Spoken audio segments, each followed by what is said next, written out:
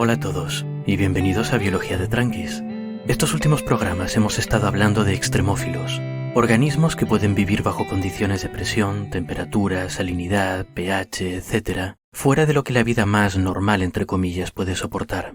Y de hecho, muchas veces no solo pueden soportar estas condiciones, sino que las prefieren debido a que su bioquímica está especialmente adaptada a ellas.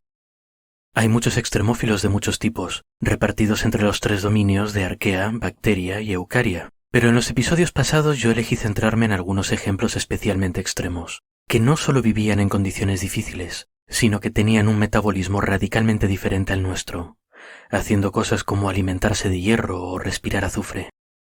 Me centré en estos organismos por un lado porque llaman más la atención. Un moho que puede crecer alegremente en tu pan a 4 grados en la nevera es técnicamente un extremófilo, o al menos extremotolerante, pero no es lo mismo que la arquea de la ciudad perdida de los inicios del tiempo, ¿verdad? Por otro lado, mi intención era poner de relieve la gigantesca diversidad metabólica que existe entre bacterias y arqueas, incluso en procesos tan básicos como la generación de energía. Imaginemos que nuestra propia caja de herramientas bioquímicas es exactamente eso. Una caja de herramientas de esas que guardas en un armario y que tiene cosas pues para arreglar un enchufe o un grifo que se estropee. Cumple su propósito, pero no es nada para volverse locos, ni mucho menos. En cambio, comparada con ella, las bacterias y arqueas tienen uno de estos talleres sofisticados que se ven a veces en la tele, que pueden, no sé, transformar un coche viejo en una abominación multicolor con suspensión trucada y puertas de gaviota, por ejemplo. No sé mucho de coches, pero os hacéis una idea. Y en este caso, cuando hablamos de herramientas, el símil es bastante adecuado. Los procesos bioquímicos que ocurren en nuestros cuerpos están mediados por componentes llamados enzimas con Z, que suelen ser proteínas, aunque a veces pueden estar hechos de ARN. Cada enzima es una delicada nanomáquina encargada de facilitar una reacción química muy específica. Por ejemplo, una puede estar encargada de cortar ciertos tipos de uniones moleculares en el almidón, como una tijera que es solo capaz de cortar cartulina amarilla por un punto a 10 centímetros del borde. Otra, en cambio, puede estar encargada de separar cada una de las hebras que componen una doble hélice de ADN, para así permitir que otras enzimas accedan al interior de las hebras y hagan lo que sea que tienen que hacer. De hecho, este tipo de trabajo en equipo por parte de las enzimas es muy común, y entre eso y su especificidad, en vez de a una herramienta podríamos asimilarlas a una máquina de una cadena de montaje. Cada máquina realiza una acción específica sobre un componente específico, como cerrar una lata de pimientos, siempre que esa lata sea de un tamaño, peso y dureza específicos. Una vez completada su tarea, la máquina le pasa el componente transformado a la siguiente, pues por ejemplo a una máquina encargada de etiquetar esa misma lata. De esta forma, la ruta metabólica que usamos para el simple proceso de desmantelar una molécula de glucosa en componentes útiles es una cadena de montaje con 10 pasos, cada uno de los cuales está a cargo de una enzima distinta. Estas enzimas, siendo proteínas o ARN, son por tanto fabricadas por las células en base a instrucciones guardadas en su ADN. Por lo tanto, el genoma de cada organismo determinará la biblioteca de enzimas que va a tener disponibles para fabricar, y por tanto el tipo de procesos bioquímicos que va a poder realizar. Además, al estar codificadas en el ADN, estas enzimas están sujetas a procesos de mutación y selección natural, con lo que los organismos que llevan mucho tiempo evolucionando por separado tenderán a tener juegos de enzimas distintos, y por tanto capacidades bioquímicas distintas. Y en estos enzimas distintos está la clave de por qué nos interesa explorar la diversidad biológica más allá de la pura curiosidad, aunque la pura curiosidad es también una razón perfectamente válida. Las bacterias y arqueas, y otros organismos como los hongos, a los cuales, recordemos, no hay que subestimar jamás, son el resultado de miles de millones de años de diversificación metabólica. Esto hace que muchas veces tengan herramientas que nosotros no poseemos. Por ejemplo, los vertebrados no tenemos enzimas que nos permitan romper moléculas de celulosa, así que para nosotros es indigerible. Pero algunas bacterias sí que las tienen, y hay animales que se aprovechan de esta capacidad. Las vacas, por ejemplo, pueden alimentarse de hierba gracias a cámaras especializadas de sus sistemas digestivos. Estas cámaras se mantienen en condiciones óptimas para el crecimiento de ciertas bacterias que pueden digerir la celulosa, que entre otras cosas necesitan estar protegidas del oxígeno para hacer su magia. Las bacterias crecen cómodas y felices, y la vaca consigue una forma, aunque sea indirecta, de romper la celulosa en otros compuestos que su metabolismo sí que puede manejar. Los seres humanos también hemos aprendido a hacer uso de estas herramientas bioquímicas, de estas nanomáquinas creadas por ensayo y error a lo largo de millones de años. A lo largo del tiempo hemos identificado organismos que producen enzimas que nos son útiles para procesos industriales, pues por ejemplo en la producción de comida, pulpa de madera, detergentes o productos farmacéuticos. Luego hemos hecho como las vacas y creado cámaras donde esos organismos se reproducen rápidamente. Cuando están hechas por humanos y no por vacas, estas cámaras de crecimiento se llaman bioreactores. Los organismos que crecen dentro de ellos fabrican esas enzimas y nosotros las aislamos para nuestro uso. Estas nanoherramientas facilitan muchas reacciones químicas que necesitamos y lo hacen normalmente usando menos energía y produciendo menos residuos tóxicos que un método puramente artificial equivalente. Y bueno, otras veces no nos molestamos en extraer las enzimas y usamos el organismo entero, como llevamos haciendo miles de años con las levaduras para hacer pan o bebidas alcohólicas, por ejemplo. Pero, ¿qué tiene que ver todo esto con los extremófilos? Bueno, como vimos en el episodio pasado, los extremófilos tienen su bioquímica adaptada para trabajar en condiciones que no son las que nosotros consideramos normales, y sus enzimas no son una excepción. Así que las enzimas de extremófilos son útiles para nosotros cuando queremos facilitar una reacción química en estas condiciones difíciles. Pero bueno, la verdad es que si me pongo a hablar de la utilidad de las silanasas termostables en la fabricación de pulpa de madera, es posible que me duerma antes de acabar la segunda frase. Así que hablemos de algo un poco más interesante, de por qué los extremófilos pueden echarnos una mano a la hora de salvarnos de nosotros mismos. El ser humano y sus procesos industriales son asuntos sucios. Necesitamos muchas cosas para mantener el tren de vida de nuestra sociedad actual. Combustible, minerales, ropa, uso de pesticidas, todo tipo de industrias cuyos procesos resultan en la emisión de contaminantes al medio ambiente, que poco a poco se van acumulando, deteriorando nuestros suelos, nuestra agua, nuestro aire, nuestros ecosistemas y nuestra salud. Es necesario limpiar detrás de nosotros si no queremos acabar extintos, pero el proceso de tratar nuestros desastres no siempre es fácil, barato o práctico. Pero, por suerte para nosotros, la diversidad de la vida sobre la Tierra es tal que en algunas ocasiones, lo que es venenoso para nosotros es comida para otros organismos. En el último par de décadas, cada vez ha ido cogiendo más fuerza la idea de usar seres vivos para ayudar con el tratamiento de residuos, un proceso conocido en conjunto como bioremediación. El término en sí es un poco general, y comprende muchos procesos distintos dependiendo de qué es lo que está contaminado y por qué. Pero la idea básica es intentar contener dentro de lo posible el contaminante y favorecer que en las áreas contaminadas crezcan organismos que sean capaces de degradarlo, transformarlo o acumularlo en sus tejidos para retirarlo más fácilmente. Para esto no hacen falta extremófilos necesariamente. Hay microorganismos que viven en condiciones normales, entre comillas, y son perfectamente capaces de metabolizar compuestos que para nosotros y otras formas de vida son tóxicos. El ejemplo más típico son los contaminantes orgánicos derivados del tratamiento y transporte del petróleo. Entre que la gente extrae petróleo, lo mueve, lo refina, lo almacena, lo usa como combustible o como materia prima, etc., siempre ocurren fugas. A veces catastróficas como cuando un buque petrolero se daña o se hunde, y es cuando se ven en la tele.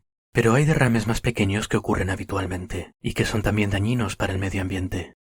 Por suerte, en el caso particular de los contaminantes derivados del petróleo, es posible encontrar en muchas ocasiones microorganismos locales capaces de degradarlos. En ese tipo de casos uno puede tratar el agua o el suelo para facilitar el crecimiento de estos organismos, añadiendo fertilizante que incluya nutrientes limitantes, por ejemplo, como nitrógeno o fósforo, o quizá aireando bien el lugar para que los microorganismos tengan suficiente oxígeno si lo usan para respirar. En el caso de que los habitantes locales no sean capaces de degradar el contaminante, se puede recurrir a introducir uno o más microorganismos de fuera que tengan las herramientas moleculares para el trabajo. Otras veces, en vez de intentar limpiar el suelo o el agua justo donde están, se los puede transportar a otro lugar. Por ejemplo, podemos retirar ese suelo contaminado, llevarlo a un sitio donde lo podamos contener, hacerlo montoncitos, añadir microorganismos si hace falta y darle vueltas de vez en cuando para airearlo. Se lo puede también mezclar con agua, hacer una pasta repugnante de suelo, contaminante y microorganismos y meterlo en un bioreactor para que las criaturillas vayan haciendo su magia. Y si queremos descontaminar agua en vez de suelo, si el contaminante está en un acuífero subterráneo, se puede bombear el agua a la superficie y pasar por un bioreactor. O si la contaminación viene de la parte de arriba de un torrente, se puede desviar todo o parte y pasar por un bioreactor. O si la contaminación viene de un proceso industrial manejado por buena gente, pueden aislar el agua en vez de tirarla y meterla, lo habéis adivinado, en un bioreactor. El principio del estómago de la vaca es la clave de todo esto. Pero la verdad es que estoy dando muchas vueltas y sigo sin llegar a los extremófilos. El tema de los suelos y aguas llenos de contaminantes es que no siempre son los ambientes más favorables para la vida. A veces el petróleo que queremos retirar puede ser de un derrame en la Antártida, y entonces necesitaremos organismos adaptados al frío y al agua de mar para limpiarlos. O puede que el agua de desecho de una industria que lleva petróleo tenga también muchas sales, o metales pesados, o sea ácida. Y yéndonos más allá del petróleo, otro ejemplo de una industria muy contaminante es la industria textil. La tinción de la ropa que llevamos todos los días requiere muchísima agua y varios procesos químicos que llevan a que esa agua acabe llenísima de tintas, contaminantes orgánicos, metales, sales y otras sustancias tóxicas. En estos casos necesitamos organismos que, además de degradar alguno de los contaminantes que lleva el agua, sean capaces de hacerlo en condiciones difíciles, y no solo sobrevivir a duras penas, sino proliferar rápidamente. Esta parece una buena tarea para los extremófilos, y efectivamente en los últimos tiempos están saliendo estudios explorando estas posibilidades y probando cómo de efectivos son distintos organismos extremófilos a la hora de descontaminar este tipo de residuos. Otras veces, más que las condiciones, el contaminante en sí es el problema. Es relativamente fácil encontrar organismos con la capacidad de degradar un compuesto orgánico u otro, pero otras veces la cosa es más difícil. Por ejemplo, la contaminación por elementos inorgánicos como cadmio, arsénico, zinc, plomo o mercurio es un problema en aumento debido a todo tipo de actividades industriales, y no son fáciles de limpiar, porque además de ser altamente tóxicos, la mayor parte de los seres vivos que viven en ambientes normales, entre comillas, no los procesan, sino que los acumulan en sus tejidos. Pero por supuesto, como vimos, no todo el mundo vive en ambientes normales, entre comillas. Como vimos en el episodio pasado, hay organismos que viven alegremente en ambientes llenos de metales pesados u otros elementos tóxicos, como por ejemplo los que crecen en flujos ácidos de salida de minas, o los que viven en los géiseres que encontramos en Yellowstone o Atacama. Estos organismos tienen proteínas y enzimas que muchas veces les permiten usar estas cosas que para nosotros son contaminantes como donantes o receptores de electrones. Algunos, por ejemplo, respiran arsénico, o azufre, o uranio. A veces estos organismos no usan los contaminantes para generar energía, pero de todas formas tienen mecanismos de resistencia, como por ejemplo enzimas que les permiten transformarlos, incorporándolos en compuestos químicos menos tóxicos o que son insolubles en agua. Este tipo de organismos, entonces, pueden usarse para la biorremediación de, por ejemplo, aguas contaminadas por metales pesados que procedan de minas o actividades industriales. La idea, de nuevo, es establecer un bioreactor. Un espacio cerrado en el que hay un medio, pues por ejemplo pulpa de madera o serrín o compost, que sirve como soporte físico y fuente de carbono para los microorganismos. El agua contaminada se pasa a través del bioreactor, asegurándose de que los organismos tengan tiempo y nutrientes suficientes para procesar el contaminante. De esta forma el conjunto entero actúa como un filtro gigante, que va retirando del agua los compuestos tóxicos. Esto ya se ha probado en estudios piloto. En uno, el montaje sirvió para retirar el 90% de contenido en arsénico, zinc y cadmio de aguas contaminadas por actividades metalúrgicas. En otro, se consiguió retirar uranio de agua contaminada por residuos de la industria armamentística, usando microorganismos para convertirlo en una forma insoluble en agua y retenerlo en el bioreactor. Hay más estudios piloto como estos, y aplicaciones limitadas de estos procesos, pero tampoco tenemos que pensar que esto de la biorremediación es una panacea. Algunos procesos ya los tenemos bastante controlados, y hasta existen packs comerciales de microorganismos para realizarlos. Os dejaré un enlace en la descripción. Pero otros, como la biorremediación de residuos textiles o metales pesados, son algo más experimentales. Todavía falta un poco hasta tenerlos a punto. Necesitamos saber exactamente qué organismos son los más adecuados para introducir, cómo hacen su trabajo, o si alguna de las transformaciones químicas que hacen resultan en productos tóxicos. Y la cosa también presenta problemas logísticos, ya que aunque puedas limpiar agua usando un bioreactor, el uranio y otras cosas similares no desaparecen, sino que quedan en el filtro, y sigues teniendo que hacer algo con ellos. Nada es fácil en este mundo. Pero aunque le falte desarrollo, la tecnología en sí misma me parece una cosa maravillosa, y es una buena forma de ilustrar lo importante de estudiar la biodiversidad de microorganismos, de intentar encontrar y catalogar todo lo que podamos de esa materia oscura microbiana, de todas esas bacterias y arqueas que no conocemos todavía. Quizá entre ellos encontremos organismos o enzimas que nos abran nuevas posibilidades, que nos ayuden a hacer nuestros procesos industriales más eficientes, o a limpiar un poco mejor los desastres que dejamos. Por ejemplo, en los últimos tiempos, hemos encontrado bacterias con herramientas bioquímicas capaces de degradar algunos tipos de plástico, que es uno de los contaminantes más preocupantes que tenemos hoy en día. Y los extremófilos son una parte importante de esta búsqueda de nuevas herramientas bioquímicas. Recordemos que son organismos que llevan evolucionando de forma divergente a la nuestra durante mucho tiempo. Si hay alguien que vaya a tener genes, enzimas o proteínas extraños que puedan facilitar reacciones que nosotros no podemos hacer o que las faciliten en condiciones difíciles, son los extremófilos. Por ejemplo, las bacterias que son capaces de degradar plástico que acabamos de mencionar tienen el pequeño problema de estar mal adaptadas al agua salada del mar, donde la contaminación por plástico es muy problemática. Sería por tanto importante buscar y preferiblemente encontrar organismos que puedan descomponer plástico pero en condiciones salinas. Así que en los tiempos en los que vivimos, puede que explorar los ambientes más extremos del mundo en busca de organismos, genes y enzimas que puedan ser beneficiosos para la humanidad sea una profesión legítima y muy interesante además, especialmente teniendo en cuenta lo rápido que avanza la biotecnología, que está en un punto en el que permite la modificación genética de organismos simples para darles herramientas nuevas. Siguiendo con el ejemplo del plástico, podríamos usar como base un organismo resistente a la sal e implantarle el gen que codifica la enzima que degrada plástico. De esta forma tenemos un organismo degradador de plástico que puede proliferar en agua de mar. Y esto de hecho ya se ha hecho, usando una diatomea como base. Alternativamente, podemos hacer como otros investigadores que han decidido trabajar con vistas a la construcción de bioreactores y han introducido la enzima que degrada plástico en una bacteria extremófila que prefiere vivir a temperaturas altas, a las que el plástico es más fácil de degradar.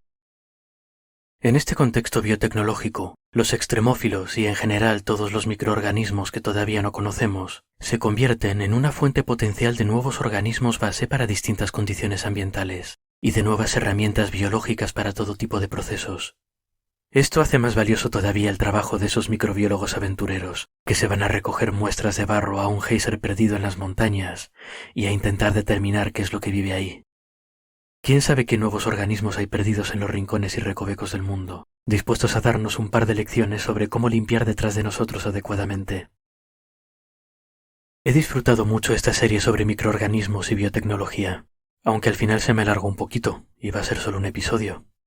Dentro de 2 semanas volvemos a los animalitos, que ya va siendo hora, pero ahora ya hemos añadido un poco de biotecnología a nuestro repertorio, y quizá podamos volver a ella más adelante si os gusta el tema. Hasta la próxima pues, y espero que hayáis disfrutado el episodio.